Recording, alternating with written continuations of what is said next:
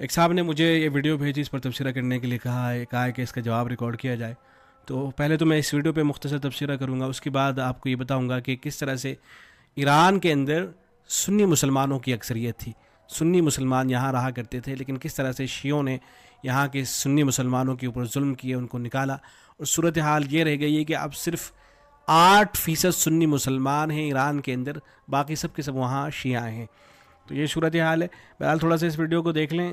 اس video میں جو ڈینگیں ماری ہیں صاحب نے، اس کا جواب سماعت کر لیجیے گا. یہ کہنا چاہیے کہ جھوٹ بولا ہے.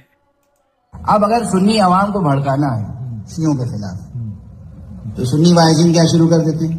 دیکھو یہ شیعہ مذہب ایران سے شروع ہوا ہے، یہ ایران کی مجوسی قوم کی دین ہے. اچھا، آپ کو یہ معلوم ہونا چاہیے، بہت بیسک بات ہے کہ حضور اکرم صلی اللہ علیہ وسلم کی نبوت بعثت کے بعد سے، اور جب حضرت عمر نے فتح کیا تھا ایران، اس وقت سے لے کر 700 سال تک 800 سال تک ایران کا مذہب سنی مذہب تھا. بخارا کہاں ہے مولانا؟ مدینے کے قریب کوئی شہر ہے بخارا؟ ایران کے شمال میں. الترمذ کہاں ہے؟ ایران میں. نسا کہاں ہے؟ نیشاپور کہاں ہے؟ سجستان کہاں ہے؟ حاکم کہاں کے تھے؟ امام مسلم کہاں کے تھے؟ امام بخاری ایران کے تھے، امام مسلم ایران کے تھے، امام ترمذی ایران کے تھے، امام نسائی ایران کے تھے. تو سنی مذہب ایران سے آیا ہے یا شیعہ مذہب ایران سے آیا ہے؟ دیکھیں تو یہ جھوٹ بولا ہے انہوں نے. بیچارے کوئی سنی عالم پیچھے بیٹھے ہوئے ہیں، ان کو مخاطب کر کے جو سب باتیں کہی ہیں نا کہ بخارا کہاں ہے. ارے بھائی بخارا ایران کے اندر تھوڑا ہی نہ ہے، بخارا تو ازبکستان کے اندر ہے، اور یہاں تو ابھی بھی اہل سنت کی حکومت ہے. اس میں انہوں نے جو شہروں کے نام گنوائے، ایک دو کو چھوڑ کر سارے شہر تو ازبکستان کے اندر ہیں. تو یہاں تو سنی مسلمانوں کی آج بھی حکومت ہے. لیکن دبے لفظوں میں بہرحال انہوں نے اس ویڈیو کے اندر یہ اعتراف کر لیا کہ یہ جو علاقہ تھا، ایران کا علاقہ، یہاں اہل سنت ہی کی حکومت تھی. اور یہ بات صحیح بھی ہے، اہل سنت یہاں رہا کرتے تھے. لیکن یہ جو شیعہ تھے، ان لوگوں نے ظلم کر کے اہل سنت کو یہاں سے نکال دیا. تو بہرحال اس آدمی نے اس کا تو اعتراف کر لیا کہ یہاں جو ہے اہل سنت جو ہے رہا کرتے تھے. دیکھیں اصل یہ جو حضرات ہیں، جب ان سے کہا جاتا ہے، ان کو مجوسی جو کہا جاتا ہے، یا بعض رات کہہ دیتے ہیں، اگرچہ کہنا نہیں چاہیے، اتنی سختی نہیں ہونی چاہیے، لیکن ان کے خود کے حالات ہیں اس طرح کے. بھائی ابھی جب ٹرمپ نے ان لوگوں سے کہا کہ تمہاری تہذیب کو جو ہے ختم کر دیا جائے گا، تمہیں اسٹون ایج کے اندر پہنچا دیا جائے گا، تو ان لوگوں نے جواب میں کہا کہ ہماری تہذیب اور ثقافت وہ تو 6000 سال پرانی ہے. تو 6000 سال پرانی اپنی تہذیب اور ثقافت بتا رہے ہو تم، تو مجوسیوں کی ہے نا.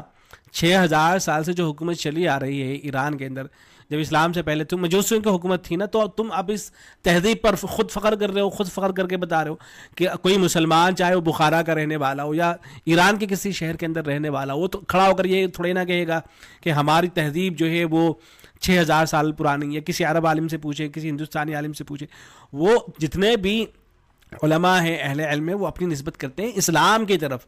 لیکن آپ حضرات خود جو ہے اپنی نسبت کرتے ہیں ایران کا جو پرانا مذہب چلا آتا ہے اس کی طرف، اور پرانی جو تہذیب و ثقافت چلی آتی ہے اس کی طرف. تو جب خود اس کی طرف نسبت کرتے ہو تو تمہیں تو کہا جائے گا پھر. تو اس بنیاد پر جو ہے کہا جاتا ہے جب اس طرح کی باتیں ہوتی ہیں. اور دوسری بات یہ کہی جاتی ہے، تو کتابوں کے اندر اہل علم نے لکھا ہے کہ اصل یہ جو لوگ تھے اہل تشیع جو ہیں، روافض جو ہیں، ان کا سلسلہ شروع ہوتا ہے عبداللہ ابن سبا سے. عبداللہ ابن سبا جو تھا وہ یہودی شخص تھا، وہ کالا کلوٹا تھا، اور اس نے جو ہے بظاہر اسلام قبول کیا، اور پھر اس نے یہ سب کہنا شروع کیا کہ حضرت علی رضی اللہ تعالیٰ عنہ تو خدا تھے، دوبارہ سے دنیا کے اندر لوٹ کے آئیں گے وہ. اور یہ کہنا شروع کیا کہ وہ تو رسول اکرم صلی اللہ علیہ وسلم کے وصی تھے، خلیفہ تو سب سے پہلے انہی کو بننا چاہیے. اور اسی آدمی نے سازش رچ کر کے حضرت عثمان غنی رضی اللہ تعالیٰ عنہ کو جو ہے شہید کرایا. اور اس نے مسلمانوں کے درمیان میں اس طرح سے گویا کہ خلیج پیدا کر دی اور پھوٹ ڈال دی کہ وہ سلسلہ اس وقت شروع ہوا تھا، اب تک چلا آتا ہے. تو شیعت کی جو بنیاد ہے وہ تو یہاں سے شروع ہوتی ہے، یہاں سے جو ہے آغاز ہوتا ہے. اور تم لوگوں کو یہ جو کہہ دیا جاتا ہے، میں نے تو سنا نہیں کسی مقرر کو کہتے ہوئے، لیکن اگر کسی نے کہا بھی ہوگا کوئی اس طرح کی بات، تو اس کے پیش نظر یہ چیز رہی ہوگی کہ جب تم اپنی 6000 سالہ تاریخ پر جو ہے فخر کرتے ہو، تو 6000 سالہ تاریخ تو اسلام کی تاریخ تھوڑی ہی نہیں ہو، تو مجوسیوں کی تاریخ ہے. بہرحال یہ دیکھیں یہاں جو ہے ایران کے اندر اہل سنت کے بڑے مراکز تھے. اہل سنت حضرت عمر رضی اللہ عنہ نے چونکہ اس جگہ کو فتح کیا تھا تو لیکن سازشی طور پر جو سبائی فرقہ تھا وہ کام کر رہا تھا, اور قلیل تعداد میں یہ لوگ بھی تھے, اہل تشیع بھی تھے, مختلف جگہوں میں یہ لوگ جو ہے مختلف علاقوں کے اندر رہتے تھے. لیکن پھر ایک وقت آیا, ایک بادشاہ پیدا ہوا جس کا نام تھا اسماعیل صفوی. اسماعیل صفوی, اس آدمی نے جو ہے اسی سے جو ہے ایران کے ایک نئے دور کا آغاز ہوتا ہے. اور یہ جو لفظ ہے نا ایران, بھائی آپ کو اسلام سے اتنی محبت تھی تو اصل اگر آپ ماضی کی تاریخ دیکھیں گے تو ایران کا جو علاقہ ہے اس کو تو کتابوں کے اندر اہل علم نے, محدثین نے فارس سے تعبیر کیا ہے اس علاقے کو. تو تمہیں اپنے علاقے کا نام جو ہے فارس رکھنا چاہیے تھا, لیکن یہ ایران کا جو لفظ ہے در حقیقت یہ بھی مجوسیوں اور آتش پرستوں سے ہی ملتا ہے. تو اسی, اور یہ پہلے استعمال بھی نہیں ہوتا تھا, پہلے فارسی کا لفظ استعمال ہوتا تھا, لیکن رضا پہلوی کی جب سے حکومت آئی اس وقت سے ایران کا لفظ جو ہے استعمال ہونے لگا. تو یہ جو بہرحال اسماعیل صفوی تھا, اس نے اس سارے علاقے کے اندر جو ہے اس نے حکومت قائم کی, اور اسی کے دور کو شیعہ دور کہا جاتا ہے. اس سے قبل ایران میں اکثر سنی حکمران خاندانوں کی رہی تھی, اور سرکاری مذہب بھی اہل سنت کا تھا. لیکن شاہ اسماعیل نے تبریز پر قبضہ کرنے کے بعد شیعت کو ایران کا سرکاری مذہب قرار دے دیا, اور اصحاب رسول صلی اللہ علیہ وسلم پر تبرہ کرنا شروع کر دیا. تو یہ وہ آدمی, اس کی خیالی تصویر ہے. تو اس آدمی سے جو ہے آغاز ہوتا ہے, اور پھر اس کے بعد دیکھیں اس نے کیا کیا کیا, یہاں اہل سنت پر کس طرح سے ظلم ڈھائے گئے. یہ تھوڑی سی اس کی تاریخ ہے. لکھا گیا ہے کہ اسلامی تاریخ کے نشیب و فراز میں صفی دور ایک نہایت اہم اور سنگین موڑ ہے. اسی دوران میں ایران کے سرزمین پر رافضی شیعت نے باقاعدہ ریاستی سرپرستی حاصل کی, اور وہاں کے سنی معاشرے کو منظم منصوبہ بندی کے تحت زبردستی شیعہ بنایا گیا. اس صفوی سلطنت کا قیام, صفوی سلطنت کا بانی شاہ اسماعیل صفوی تھا جس نے اس تاریخ میں تب اپنی حکومت قائم کی. صفوی دراصل ایک صوفی خانقاہی سلسلہ فلاں شخص سے منسوب تھا. اس نے اپنی حکومت کے آغاز ہی سے اثنا عشری تشیع کو ایران کا سرکاری مذہب قرار دیا. یہ پہلا موقع تھا کہ ایک وسیع اسلامی خطہ جس میں صدیوں تک اہل سنت غالب تھے, زور زبردستی اور طاقت کے بلبوتے پر شیعہ مسلک میں اس کو تبدیل کر دیا گیا. پھر آگے لکھا ہے اہل سنت پر مظالم. صفی دور میں اہل سنت پر جو ظلم ڈھائے گئے وہ تاریخ اسلام کے خون چکا ابواب میں شمار ہوتے ہیں. اہل سنت کی بڑی تعداد کو قتل عام کا نشانہ بنایا گیا, کتب حدیث و تفسیر کو جلایا گیا, اور ائمہ دین کی قبور و مساجد کو منہدم کیا گیا. عوام پر لازم کیا گیا کہ خطبہ و اذان میں خلفائے ثلاثہ یعنی حضرت ابوبکر, عمر اور عثمان رضوان اللہ علیہم اجمعین پر سب و شتم کیا جائے. ہزاروں سنی علماء کو یا تو قتل کر دیا گیا ہے, جلا وطن کر دیا گیا. ایران کی جامعہ مسجد میں لعن و طعن کو باقاعدہ فرض عین کی حیثیت دے دی گئی. صفی حکمرانوں نے ایران کو ایک ایسی لیبارٹری بنا دیا جہاں پورا معاشرہ رافضیت کی فضا میں ڈھال دیا گیا. نصابی تعلیم کو بدل دیا گیا, اذان میں تحریف کر دی گئی, اور سنی فقہ مراکز بند کر دیے گئے. اس جبر کے نتیجے میں چند ہی دہائیوں میں ایران جو صدیوں تک اہل سنت کا مرکز رہا تھا ایک غالب شیعہ ملک بن گیا. اور یہ تفصیل آپ کو انٹرنیٹ پر بھی مل جائے گی, ویکیپیڈیا پر جا کے آپ سرچ کیجئے گا کہ ایران جو ہے وہ شیعت میں کیسے تبدیل ہوا, تو پوری آپ کو داستان جو ہے لکھی ہوئی مل جائے گی. یہاں کچھ پوائنٹ میں آپ کو صرف سنا دیتا ہوں. اسماعیل نے ملک پر اپنی حکمرانی کو مستحکم کیا اور اکثریتی سنی آبادی کو اثنا عشری شیعہ میں بدلنے اور اس طرح ایران کے مذہبی منظر نامے کو تبدیل کرنے کے لیے ایک بھرپور اور بعض اوقات سفاکانہ مہم چلائی. ایران تبدیل کرنے کے لیے اس طرح کے طریقے اس نے اپنائے. اچھا, یہ جو باتیں یہاں لکھی گئی ہیں ایسا نہیں ہے کہ کسی سنی عالم کی لکھی گئی ہوں, بلکہ یہ وہ تاریخ ہے جو ان لوگوں نے لکھی ہیں جو یہاں سفر کر کے گئے, اور یہ لکھنے والے سب کے سب غیر مسلم ہی ہیں. عام طور سے مسلمان ہیں بھی نہیں لکھنے والے. جو کتابوں کے حوالے دیے گئے ہیں وہ سب غیر مسلموں کی کتابوں کے حوالے دیے, انہوں نے خود یہ باتیں لکھی ہیں. پوری ایرانی قوم پر شیعت کو بطور ریاستی لازمی مذہب مسلط کرنا اور ایرانی صوفی سنیوں سے زبردستی مذہب تبدیل کرانا. اس نے صدر کا نظام دوبارہ قائم کیا. اسماعیل صفوی نے مذہبی اداروں اور اوقاف کی مالیاتی نگرانی کا ذمہ دار ایک دفتر قائم کیا جسے ایران کو اثنا عشری شیعہ ریاست میں بدلنے اور اثنا عشری نظریے کو پھیلانے کا کام سونپا گیا تھا. اس نے سنی مساجد کو تباہ کیا, حتیٰ کہ چین میں پرتگالی سفیر ٹومی پیرس نے 1511-12 میں ایران کے دورے سے کے سرگزشتوں میں اسماعیلی کا ذکر کرتے ہوئے لکھا ہے کہ وہ یعنی اسماعیلی ہمارے گرجوں میں بہتری کی کوشش کرتا ہے. عیسائیوں کے جو گرجا گھر ہوتے ہیں انہیں تو بہتری کی کوشش کیا کرتا ہے, اور محمد صلی اللہ علیہ وسلم کی سنت پر عمل کرنے والے تمام مسلمانان اندلس کے مکانات کو تباہ کرتا ہے.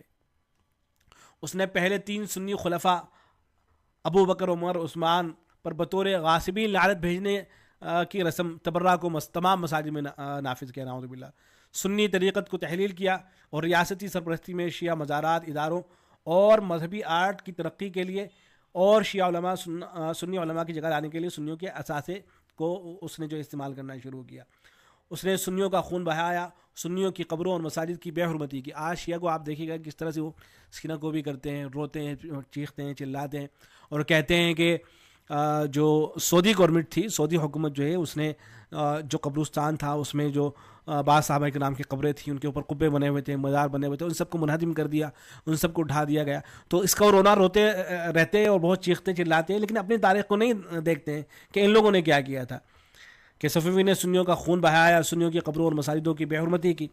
اس کی وجہ سے عثمانی سلطان بایزید دوم اس نے اس کو سمجھانے کی کوشش کی, لیکن بہرحال یہ آدمی جو ہے باز نہیں آیا اور اس نے راسخ العقیدہ کٹر مداحمتی سنیوں کو ستایا, قید کیا, جلا وطن کیا اور انہیں پھانسی دی.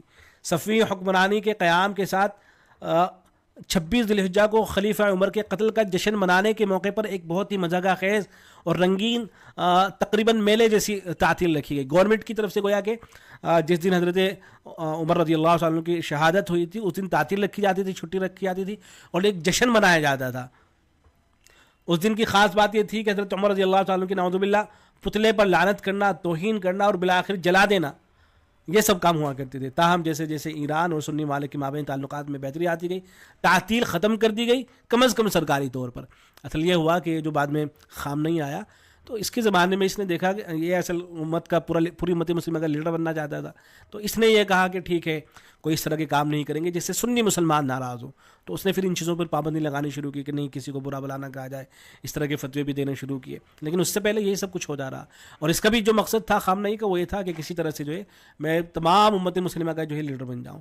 تو یہ تعطیل اگرچہ حکومتی سطح پر تو ختم کر دی گئی, لیکن عوام میں ابھی بھی اس طرح کی چیزیں پائی جاتی ہیں. آپ دیکھیے گا کہ وہ ویڈیو آپ میں سے شاید پتہ نہیں کچھ لوگوں نے دیکھی ہے نہیں دیکھی ہوگی, کہ ایک عالم ہے وہ حضرت عائشہ رضی اللہ تعالیٰ عنہ کی جس دن ان کا انتقال ہوا تو خوشی کا اظہار کر رہا ہے, کیک کاٹ رہا ہے اور اس طرح کے جملے بول رہا ہے کہ لعنت ہو حضرت عائشہ رضی اللہ عنہ پر, نعوذ باللہ, حضرت عائشہ پر لعنت کر رہا ہے, نعوذ باللہ من ذلک. تو اس طرح کی صورتحال ہے, اور عالم ہے, شیعوں کا جو ہے عالم سمجھا جاتا ہے. اگرچہ بعض شیعہ علماء اس کی تردید کرتے ہیں, اس لیے کہ شیعہ جو علماء ہیں ان کو پتہ ہے کہ بھئی اگر تمہیں دنیا کے اندر اس وقت رہنا ہے, ترقی کرنی ہے, کچھ بھی کرنا ہے, تو تم اہل سنت کو ناراض کر کے نہیں کر سکتے ہو. اس لیے وہ پیار و محبت کی باتیں کرتے نظر آتے ہیں, لیکن ان میں سے جو کٹر قسم کے لوگ ہوتے ہیں تو وہ تو اپنا ظاہر اصل چہرہ دکھاتے ہی ہیں. بہرحال 1501 میں اسماعیل نے ایران سے باہر بسنے والے تمام شیعوں کو ایران آنے کی دعوت دی اور انہیں سنی اکثریت سے تحفظ کی یقین دہانی کروائی گئی. گویا کہ جس طریقے سے اسرائیل کے اندر یہودیوں کو اکٹھا کیا گیا, اسی طریقے سے بالکل ایران کے اندر دنیا بھر میں جو شیعہ بکھرے ہوئے تھے ان سب کو لا کر یہاں پر اکٹھا کر دیا گیا اور انہیں اس بات کی یقین دہانی کرائی گئی کہ تمہیں تحفظ فراہم کیا جائے گا. جیسے اسرائیل کے اندر ہوا کہ وہاں جو ہے اس بات کا اعلان کیا گیا کہ جتنے بھی یہودی ہیں ان سب کو جو ہے تحفظ فراہم کیا جائے گا. اب اسرائیل کی جو حکومت ہے اس کی بھی بہت سے یہودی مخالفت کرتے ہیں جو دنیا کے مختلف حصوں میں رہتے ہیں, ایسے ایران کے بھی بہت سے شیعہ جو ہیں جو مختلف حصوں میں رہتے ہیں مخالفت کرتے ہیں, ان لوگوں کے جو نظریات رہے ہیں ان کی بھی مخالفت کرتے ہیں. بہرحال یہاں سنی حکومت ہوا کرتی تھی اور سنی حکومت کو جو ہے جبرن تبدیل کر کے اتنا ظلم ان پہ کیا گیا کہ صرف 8% سنی مسلمان رہ گئے, باقی سب کو یا تو شیعہ بنا لیا گیا یا ان کو مجبور کر دیا گیا کہ وہ دوسری جگہ چلے جائیں.